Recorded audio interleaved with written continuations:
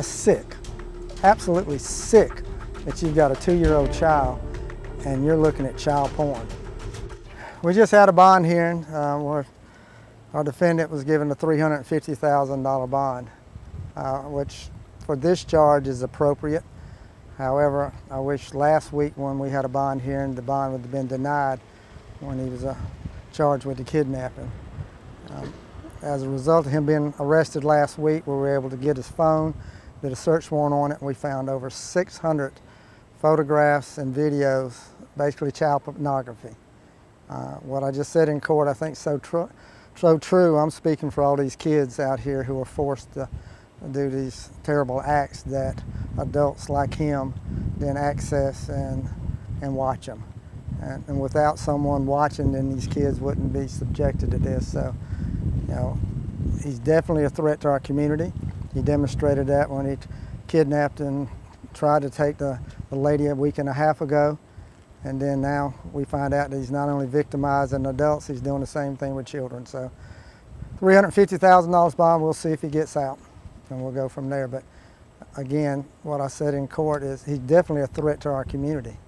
And I want everybody to look at his picture, know who he is, and understand that he is a threat, and hopefully he will not get out.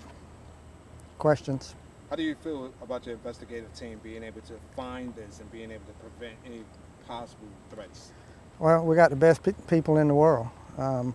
We were able to get his phone and download what he had on his phone, break into his phone basically, and see what he had. And we were able to do that very quickly. You know, our investigators are good. They were good when they were able to track him down based on the description that our victim gave. And the lady gave us the best description that she could. She fought for her life. In my eyes, she's a hero for what she did. You know, she just demonstrated courage and strength, and she was not going to be a victim, and she continues not to be a victim. But we got all these kids out here now that on these videos and pictures that he's got, they're victims too. We got to speak up for them. Do you encourage people that's been in her position to fight back? Fight. You got to fight. I mean, that's what we teach. I do safe defense class, particularly for senior citizens, but for all age groups. And I tell them, you know, you got to fight back. You cannot let them take your body. If they want to take your car, take your pocketbook, fine, we can replace all that, but don't let them take your body. If they do, then odds are something bad's going to happen. And that was the mindset that she had, and she fought back, and she survived. You saw the injuries she's got. Those injuries will heal. You know, but she's also going to have the mental injuries that she suffered now on what someone tried to do to her. You know, our job is to protect the community, and that's what we do. You know, Sheriff, a question I have, just for point of clarity, on the warrant for his phone, as far as searching his phone, was his phone always in custody, and if so, why wasn't it searched when the phone was possessed when he was arrested the first time? Well, it's like your phone. Are you going to give me the code to get in your phone? No. We have to break into your phone. We have to have equipment that has the ability to do that. So yes, his phone was with him when we arrested him. We took possession of it. We have to get a search warrant to search his phone, which is what we did. And then our technical people go in and they're able to break into his phone and download what all he's got.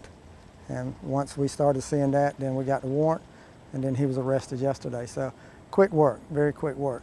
Most agencies aren't able to do that. By having our own stuff in-house, we're able to do stuff that probably most other agencies cannot do.